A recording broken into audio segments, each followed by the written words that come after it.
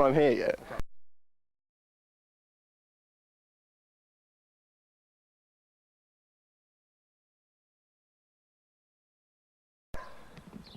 Paul, what would you say is the biggest problem about getting up at this time in the morning?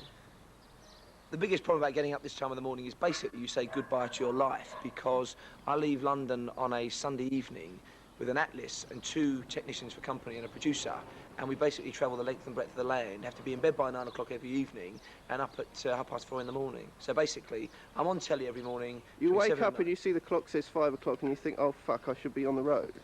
Yes, that's right. Well, it's not so much that. I wake up about 4:30 and I just think, please God, let it be Saturday. Do you have to live in the van or do you live in hotels? We stop off,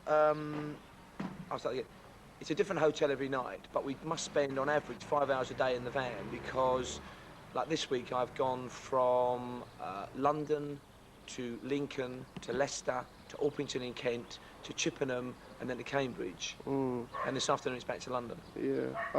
You have to go back there to decide where to go next week, I suppose. Well, the way the team works is there are 3 producers working on the team, and they basically have rolling weeks. Aren't they lucky? They get to share the work. You have to work 5 days a week. But I get the money. Won't see you on the Big Breakfast. Or don't you see him that often? I'll answer the 2 separately, shall I? I'm the oldest of 6, which is quite a big family, and basically because we're all, I suppose, professional bullshitters, we've all drifted into television in different ways. We get together probably as a whole family once every couple of weeks, maybe once every 3 weeks. But I'd certainly talk to all of them at least once a week on the phone, or we drop around. We all live quite near each other in London as well, which is handy. The real advantage of having Jonathan as a brother is that I get much better Christmas presents than I used to before he was famous. Yeah. How did he get on Channel 4 in the first place? Was it just pure gift of the gab? Well, he started... all I know is they came on with Last Resort, and I thought, who is Jonathan Ross? Jonathan started as a researcher in, I think, '83 on a programme called Loose Talk, which is a chat show, come entertainment show, and he worked on a variety of Channel 4 and ITV programmes as a researcher, as a producer, but he was always aware that he wanted to produce his own show.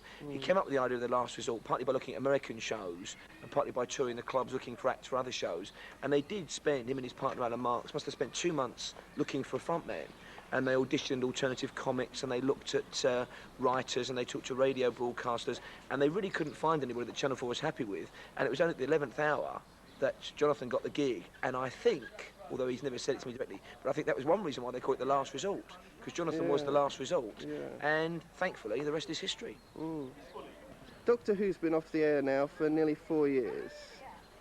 Do you think British television should have a programme like Doctor Who, or do you think Doctor Who should come back?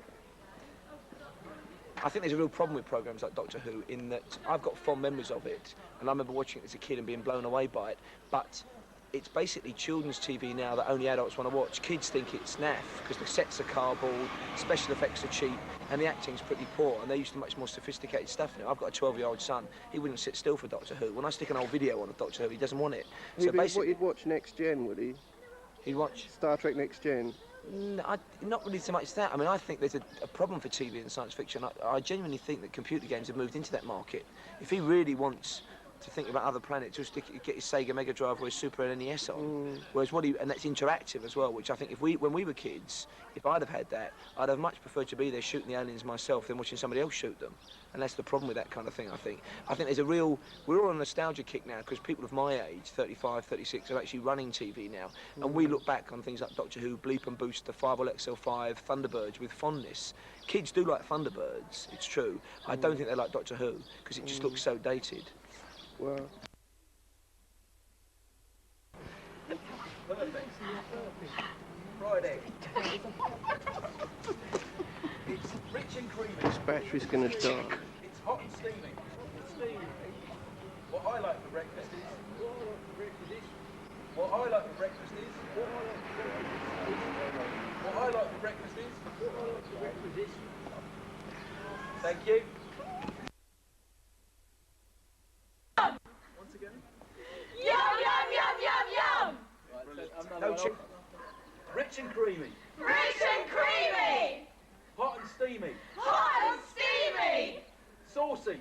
Saucy! What we like for breakfast is What we like for breakfast is mouth-watering. mouth-watering! Stay in bed and watch the big breakfast. Stay in bed and watch the big breakfast! Yum, yum, yum, yum, yum. At the SIS